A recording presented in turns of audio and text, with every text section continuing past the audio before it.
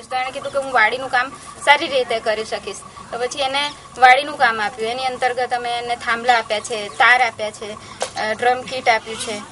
એ ટપક પદ્ધતિ દ્વારા એને વાડી કરી છે, એટલે એને શ્રમ એને ઓછો પડે ને એ કરી શકે એ કામ.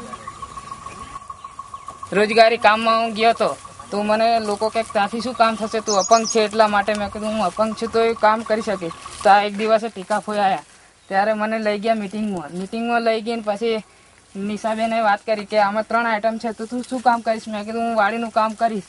ત્યાં કે સારું કે આટલું કામ તારે કરવાનું. મેં કીધું ચોક્કસ હું વાડીનું કામ ચાલુ કરી દઈશ.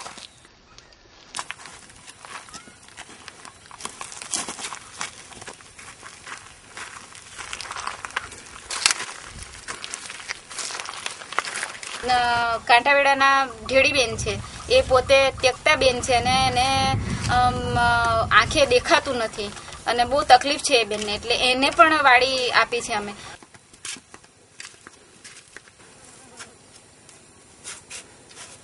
મારા નામનું ખાતું ખોલાય છે, એમાં પગાર મારો 100 રૂપિયાના લેખે આવશે તો મારું ભરણ પોષણ પૂરું થશે.